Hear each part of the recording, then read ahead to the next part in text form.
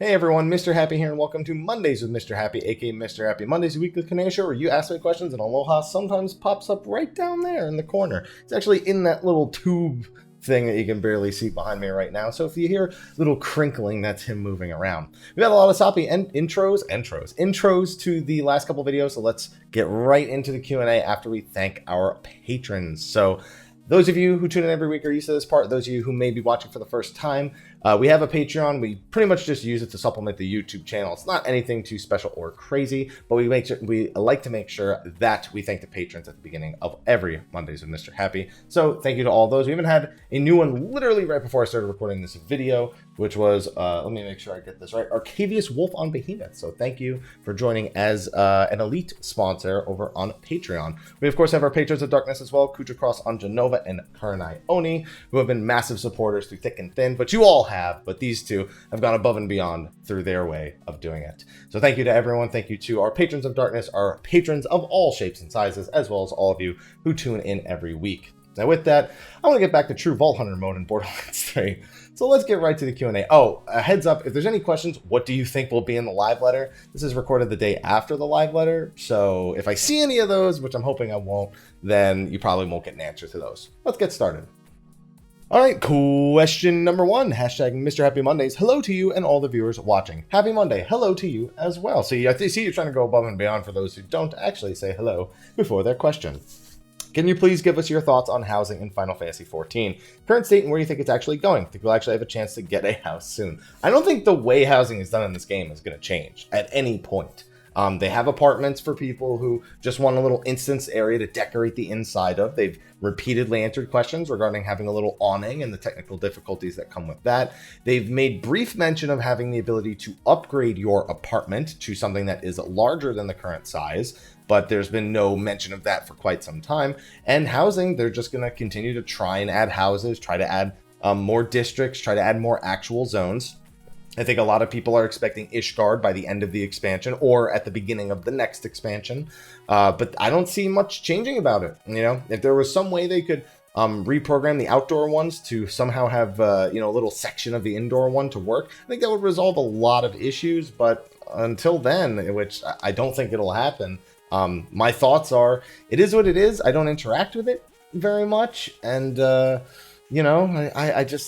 can't find myself stressing about it. A virtual house isn't important enough for me to sit there and wait on a lottery spawn of the placard to hope that I get it. For those who are willing to wait and are trying to wait, for your sake, I hope they do something at some point.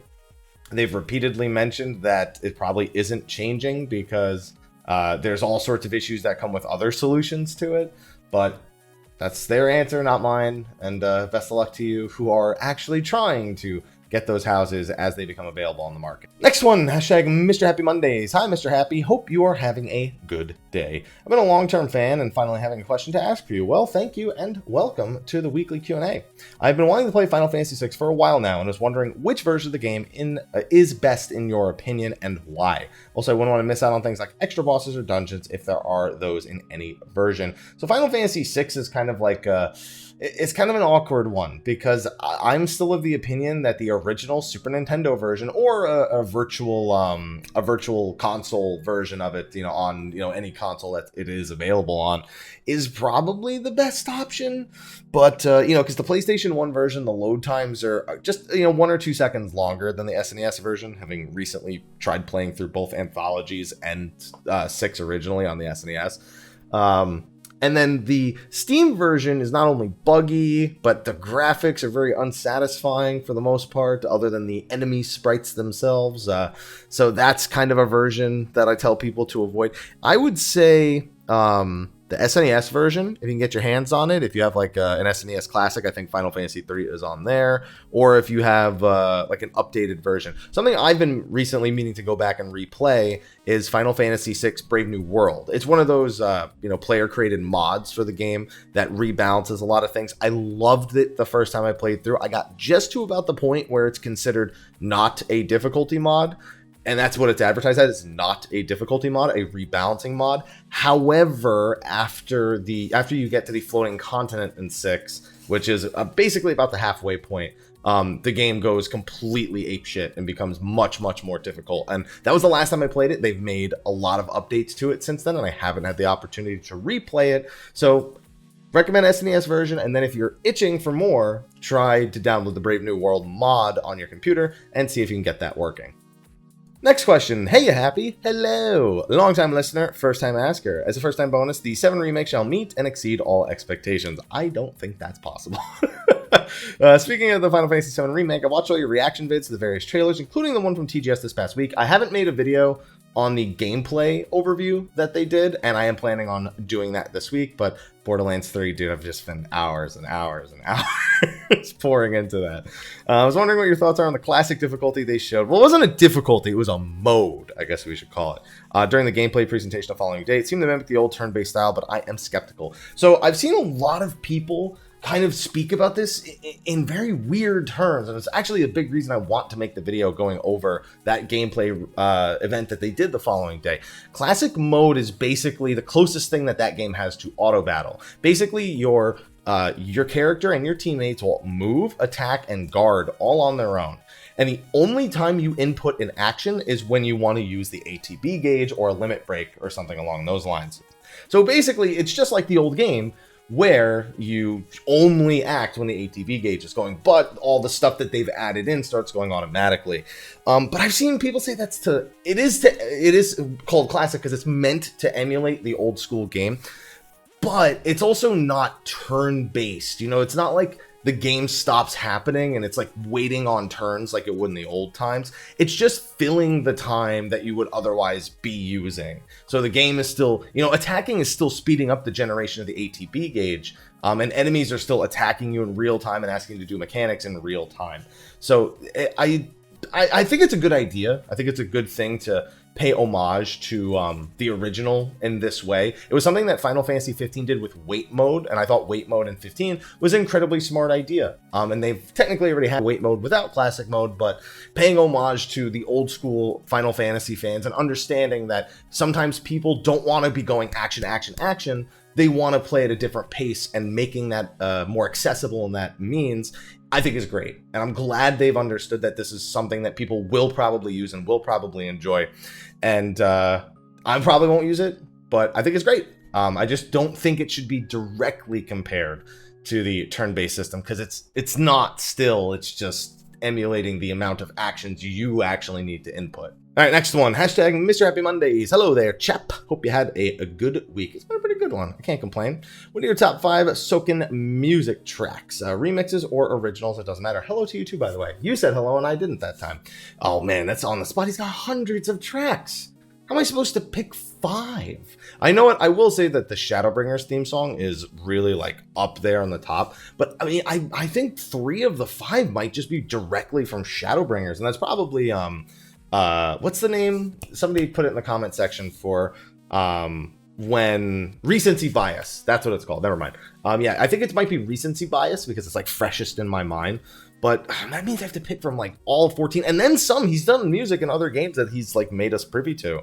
But I think the Shadowbringers main theme is like somewhere in the top 3. I think the Dungeon theme and the Innocence theme I'm going to count kind of in the same spot because they're remixes of the same idea, and I really love the you know, the lightly spoken lyrics in both of those themes. I think maybe the regular boss theme kind of wins out for me because it doesn't have that weird auto tune. So I'm going to put those 2 in the top 3. I know Locus is a big one for me. The Omega theme itself, the 011 one, is a big one for me. I'm really a big fan of those. Like, I have no idea what you're saying, but it sounds really cool songs that Soken likes to make.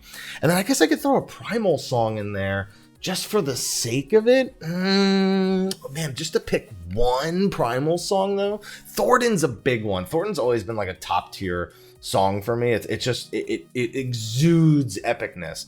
I will say though, the preview we got of the last boss of the 24 player raids music, well, I'm assuming it's the last boss. They said it's the boss theme, but that's going to be in the top 5. That if you haven't heard it, I won't spoil it, but if you go to Reddit and see if you can find someone who has posted a clip of when it was shared on the live letter, it's ear candy.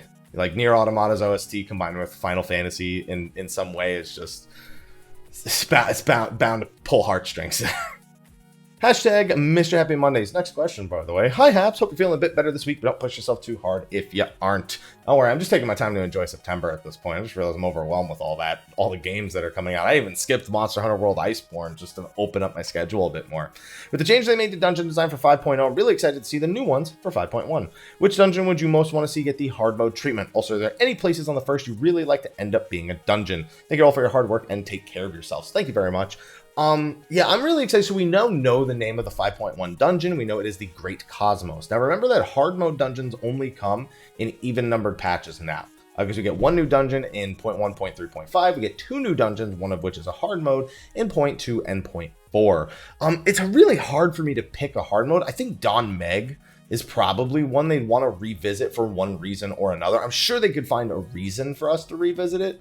That being said, there's also, there's so many things that are tied to the main scenario that the idea of them making new plot lines for the existing Shadowbringers dungeons and making hard modes of those isn't as prevalent an idea of me of them going back to Stormblood and maybe hard moding some of those dungeons.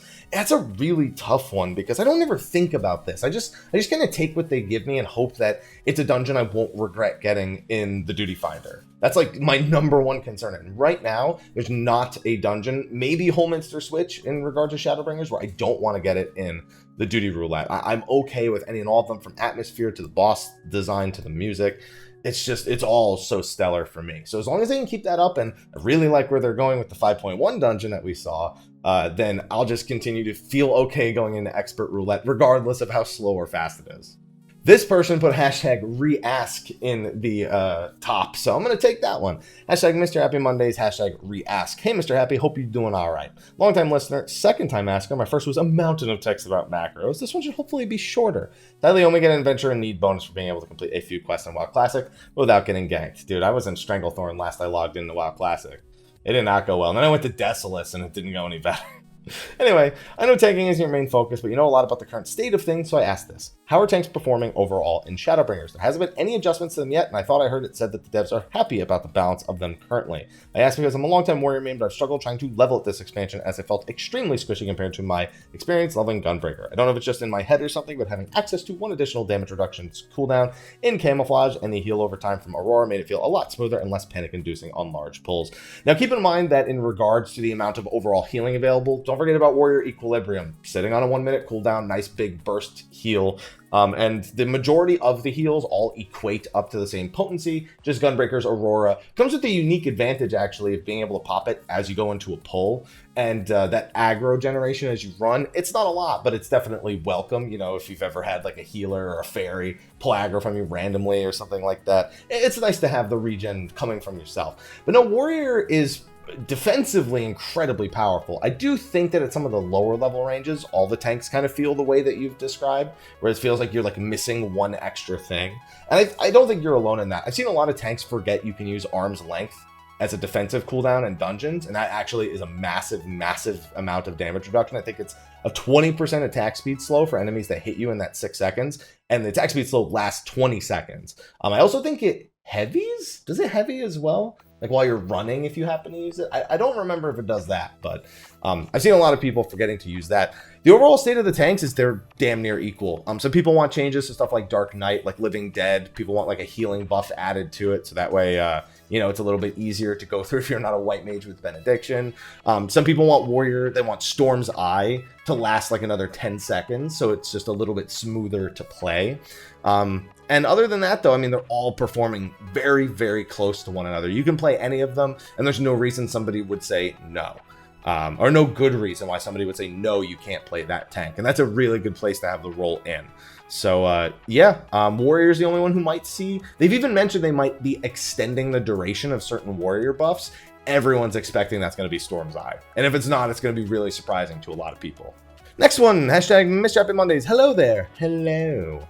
You talked about how Savage 24-mans would be pretty abysmal to try and set up, and given how the third boss from Orbone Monster gave a lot of people trouble, it'd be pretty unreasonable as well. Given that, what would your thoughts on extreme difficulty level dungeons be? Emerald had mobs with tethers and rather small mechanics that would be interesting if the difficulty was instead on the level of extreme trials. So I'd like to say that the big problem with 4-man content and bumping the difficulty is mechanically there's not a whole lot you can do. You have to always consider that there's only one healer, so so any healer specific mechanic needs to come with a very, it needs to be very kind of lightly tuned to make sure that there's not a massive amount of things that can go wrong while the healer's dealing with whatever they're dealing. You immediately have to remove tank swaps, so you need to make sure that the tank, any tank busters that are there are prevalent, and also happening at a lower frequency. So they need to be stronger, but also happening at a lower frequency to make up for the fact that you have a tank that will not have as many cooldowns as if you had two separate tanks altogether. You can't do as many shared mechanics, or if you do, you're only splitting them between 4 people or 2 groups of 2.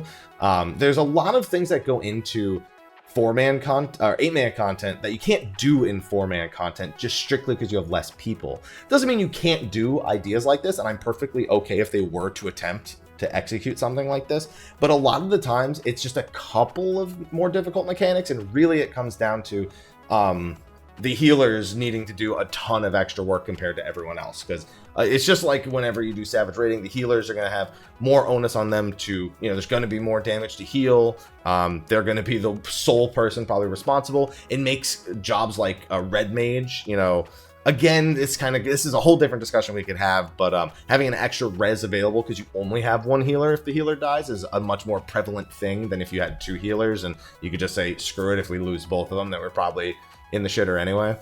There's a lot of factors that go in. I'm okay with them trying. We do have the higher floors at Palace of the Dead and Heaven on High, and those are legitimately a fun experience that most people attempt to do with a balanced party of 1 tank, 1 healer, 2 DPS. So there is the possibility of doing it. I'm not pushing for it hardcore. I would do it if they did it. I'm more concerned about reward structure. Like when you do another 5 item levels over dungeon gear, you can't make it the same item level as, raids, and then if you make it the same as tombstones, well then there's 24 mans, which are much easier. So I'm concerned about reward structure for it, not so much anything else, unless they made gear, like specific gear for the extreme dungeons that works more efficiently in extreme dungeons. If it's something they did in Eureka where they had this whole elemental bonus, elemental armor bonus and stuff like that, where I kind of wish they'd expanded on it more, and I wish they'd be okay with introducing gear that's lower item level but has benefits for specific content that it's developed for. Little side grades, little like armor and weapon upgrade processes that you deal with that do technically help your main character, but are also really for tackling higher tier content in those specific subcategories. I think that's the way to get around like reward structures, making it specific to the content people are trying to do. Next one. Hey, Happy. Hi. Quick question. Do you think the commendation system works and is worth anything? It's worth 5 commendations being like, what, 15% of a level every week? Hell yeah. Do you think giving incentives to give a commendation would be a good idea? They do. You get 15% of a level every week. I think the commendation system, it's there, and going much more in depth to it I don't think is worth the effort. I think what it does now is fine.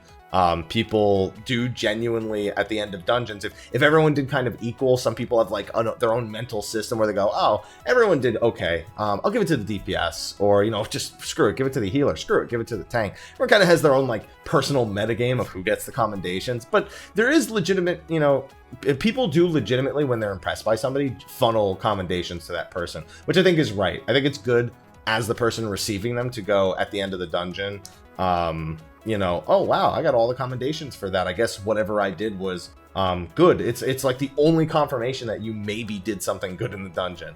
On the flip side, when you are clearly the best player and you get no commendations, you're like, what the fuck?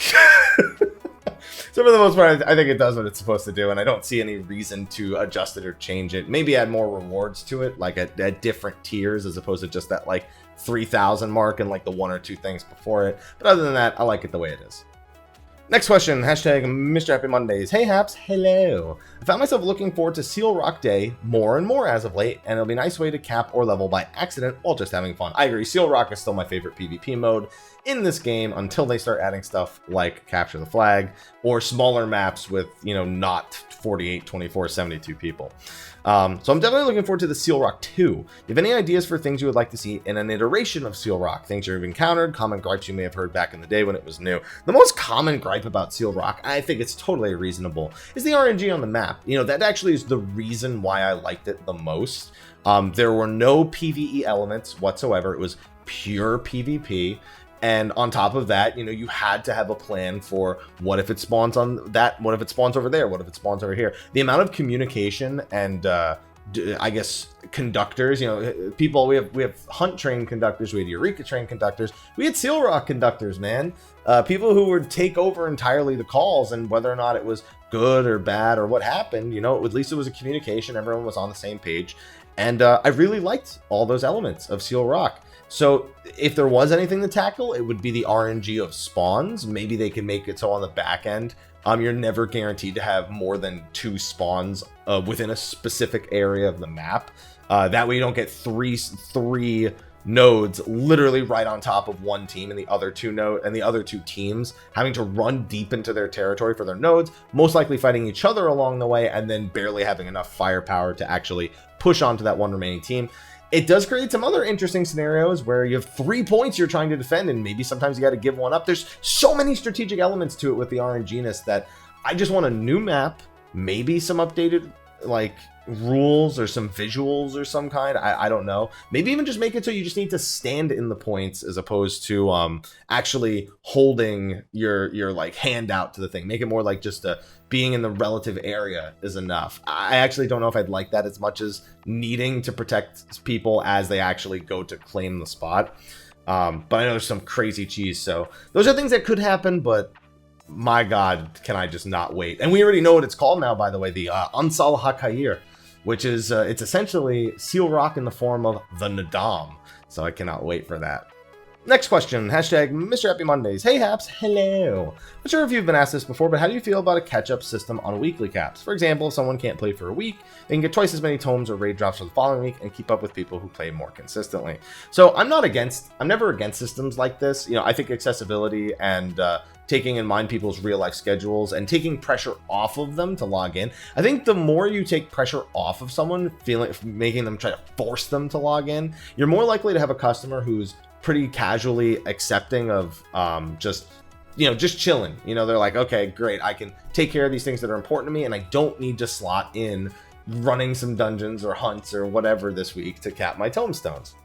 That being said, there's a bit of a limit on this, because you have to consider that the people who do play more consistently having access to these things, it's kind of like, the people who play consistently with housing get to keep their house.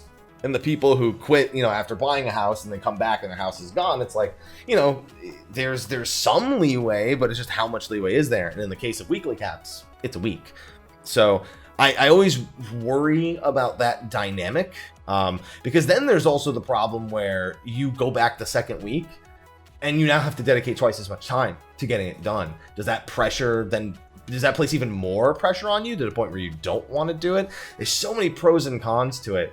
I think the ultimate thing for me is I'm never against systems like this, but they are not just instant wins like some people think they are. And I don't think a system where you have 2 weeks cap stored up or 3 weeks cap stored up, I don't think that's a win. I think there's a lot of major drawbacks to that. I think it's more of a trade-off. And now that I've spoken about it a little bit more out loud and answering the question, I don't know if I'm actually even okay with it at all in any regards. Maybe, but maybe not. I honestly, now I don't have a real decision, so I'm sorry. I suck. Sorry. That's my answer. I'm done.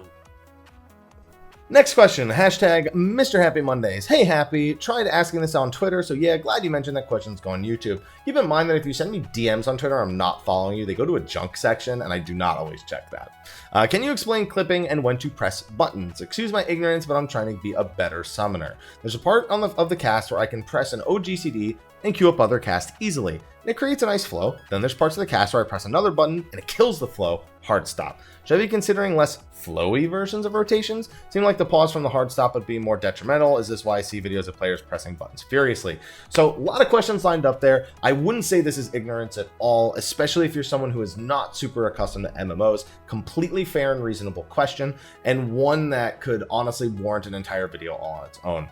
So in Final Fantasy XIV, and not the only game, but I'll use it as an example. I use it as the primary example since it's the game we're playing. Clipping is when you are unable to access your global cooldown because you are activating off global cooldown skills, and you activate too many of them, or you have lag, or it's a really short GCD, and when you go to clip your GCD, it doesn't activate immediately because there's a little bit of a delay after using another skill before your next skill can be activated. So basically, if at the base 2.5 second GCD, the most acceptable amount of OGCDs you can fit in that time is 2. There are some cases where people have gone more than that for specific openers, for timings, but that is the general rule of thumb. You never fit more than 2 off global cooldowns between your basic 2.5 second GCD. As the GCD goes down, as certain skills that maybe have different GCDs are incorporated, that changes, and you need to be flexible on a per job basis. You also have to consider jobs that have cast times, because most cast times eat the entire GCD, but some don't. So there's all sorts of different elements that go into it that determine how many buttons you can press between your GCDs and when you need to press those. So now that we've gone through all of that, I am not an expert on Summoner. I cannot tell you what part of your rotation should be happening where. I know very, very little about the job. So I would highly advise checking out the Balance Discord and seeing what they're doing for their flow as you've described it. Because that will probably be a much more insightful bit of information than me just explaining to you what it seems like you at least 50 to 60% already know. I wouldn't consider a less flowy version, but again, make sure you understand what the rotation and the optimal rotation is supposed to be, because normally it takes those things into account. Now, if you're playing from a region of the world where the game does not host any servers, or even if you're playing from a place that just doesn't have great internet or great ping to the servers, consider using a VPN if it's available to you. And also at that point, you may want to consider finding a different rotation, one that accounts for how much latency that you actually have. There's so many elements that go into this, and I wish that I had more time to talk about it, but I do have to consider that we're 30 minutes into the recording already, and I want to probably answer 1 or 2 more questions. So hopefully that gives you at least a bare bone basic understanding of it. And again, the Balance Discord, highly advise looking them up and going to the Summoner section, as that will probably be much more pertinent information to your specific question. Alright, it's about 7:30 for me, getting to be about dinner time. We're 30 minutes into the recording, so I found a question that is like 3 questions, so I'm going to make this the last one. Again, I acknowledge there were some other questions. Some I've actually answered with the previous ones that I have answered in this video, but if your question didn't make it through, consider asking it for next week. That hashtag reask worked pretty well for getting my attention before, so consider that if you think I may not see it. And also consider, by the way, if after 2 weeks, sometimes I just comment on them because I'm like, I don't know if I'm ever going to answer this live. I'm just going to save them the time. But this is what I got. This will be the last question, so let's get started. Hashtag Mr. Happy Mondays. Hello, Mr. Happy. Hello. WoW Refugee here. Been playing 14 for a little over a month. I'm surprised you're still playing with Classic WoW. I guess you're not into Classic WoW. Which is reasonable, and it's very different, very, very different experience. Being a new player to 14, the game is a massive time sink. Going through old content, leveling, and trying out new classes has taken most of my time. Still stuck on the second coil bomb at turn 3. Haven't had any time to try out Extreme, Savage, Crafting, or Housing. My go-to YouTuber for most questions about what has in regards to 14. Well, appreciate the backstory and the building me up there. Appreciate that, big time. So, we got 3 questions and a bonus question here. Question number 1, I would like to try out different roles in some different classes now in 5.08 while doing old content and start doing Savage rating in 5.1. Is this feasible? Is there any gear catch-up mechanic to start rating? The easiest gear catch-up mechanic for rating in Final Fantasy 14 is to buy crafted gear. Item level 450 as of patch 5.08 will be the highest tier crafted gear you can get. There's a high probability you'll be able to trade it in for item level 460 gear in the next patch. They haven't confirmed that, but it's highly likely. And then as time goes on, more and more catch-up mechanics get added to Final Fantasy 14 within the expansion itself. Right now, you've got your weekly Phantasmagoria. You can buy the crafted gear or craft it yourself, but you said you're not diving into crafting yet, so probably not much an option. And on top of that, gearing up as you're leveling is usually just spending Tomestones of Poetics and grabbing upgrade gear or grabbing anything you might get out of dungeons or anything left over from old quests or old dungeons that you maybe held on to from the first time that you leveled. So yeah, it's super feasible. I would say while doing old content, I'm not sure exactly what you mean by that. Because going back and leveling is in a way going back and doing old content. Aloha, you're freaking out. I think he's about to start meowing for dinner. So I'm not exactly sure what you mean by while doing old content. Just keep in mind, you'll have your leveling roulettes, your Palace of the Dead, your Heaven on High, You'll have your dungeon spam, whatever it is you choose to do. You'll have a ton of different options for that, but it's totally feasible. Question number 2. You guys see Aloha. Phone, I just turned you off at the beginning. Why are you still going off? Here, do not disturb on. I got one question left, and now you start going off. 2, why are people spending so much time on these hunt trains? What are these nuts good for? Every time. Those nutsy nuts, man. And how the hell are people spending all the poetics? That's 3 questions, by the way. Feeling like Hannibal Bureaus. What? That's 2 questions. Why are people spending so much time on hunt trains? Easy way to cap Phantasmagoria, easy way to earn Gosha, easy way to earn poetics. Nuts you can spend on materia. It's also an easy way to get materia. You get mountains and mountains and mountains of grade 7 and 8 materia for Shadowbringers hunts. Going back to the older versions, you can also get mountains and mountains of grade 6 if you were to need them in the first place. Nuts you can spend materia on. They drop items that you can trade in for materia. Sometimes people just collect the materia, sell the materia. I've made tens of millions of gil off hunts from selling materia. Also, the old seals you can use to buy free teleports, ventures, which you can also use for money. There's other items you can buy. There's all sorts of things. Hunts are like the ultimate progression system in the game that doesn't require difficult content. It just requires a good bit of time. So that's a big reason why they are insanely beneficial. So much so that we should have the availability of Phantasmagoria upgrade materials coming from Nutsy Nuts starting in 5.1. They have not reconfirmed this, but it has happened in every patch for the last several years. That is an odd-numbered patch, so that's what I'm expecting as well. People are spending their poetics. Some people use it to try and spawn Agrippa the Mighty, which is an S-rank hunt in Mordona. Some people just spend them on old leveling gear, level 50, 60, 70 leveling gear for their other jobs. And some people, there are other things you can buy, but those are like the most primary uses that people have. Question number 3, which is like really at this point question like 6, I think. Am I understanding correctly that Eden is ultimately a 12 boss raid and that 4 bosses release around every 3 months? Well, every 6 months. In between we get 24-man raids, but that 24-man raid doesn't have a savage mode. Then we get ultimate, which is much like mythic, but only for Eden, not trials for 24-man. Okay, so there's a lot of confusion there, so let me clear this up. Eden is 3 4-boss raids that all follow the same theme. So yes, Eden's story will conclude at the end of 12 bosses, but each of them are scaled to different item levels. The first one, the gear that is rewarded from the first one is 470. Odds are the second tier, which will be in 5.2, will reward item level 500 gear, and odds are the final tier in 5.4 will reward item level 530 gear, and of course the weapons are an extra 5 item levels over that. Now on to the next question. Bosses release every 3 months. No, every 6 to 7 months is Eden bosses. Again, in even numbered patches, 5.05, 5.2, 5.4, and for the rest of time, it'll probably be X.05, X.2, and X.4.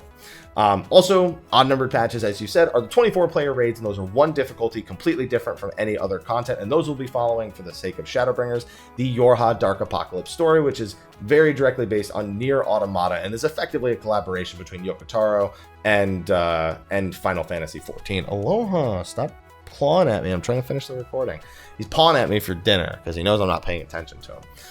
And then we get Ultimate mode, which is like Mythic, but only for Eden, not Trials 24-man. No, Ultimate has nothing to do with Eden whatsoever. Ultimate is where they take bosses that are several years old, combine them, and make 1 super difficult encounter that cannot never be outgeared, but can be severely undergeared. It rewards what is technically the best weapon for the patch, but only just barely, and it's mostly a bragging rights fight that is to test the ultimate gear and skill level of individual players. Has nothing to do with Eden, has nothing to do with the 24-mans, has nothing to do with the individual trials. It is its own completely separate thing thematically, using old bosses in very, very new ways.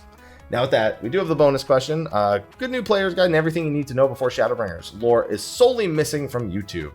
Yeah, I don't do much lore videos because I got tired of just I wasn't really doing lore videos so much as I was just reading people the story. It's like if I were to like say, you know, Harry Potter overview, and I just like read the first Harry Potter book and summed it up in like 6 minutes or something like that. You know, that's kind of what those videos were. So that's why I don't do them much anymore. I do actually have a lore speculation video that I want to do in regards to Eden, especially after just replaying Final Fantasy VIII Remastered, but there's not a super high probability that I'm going to get that done anytime soon.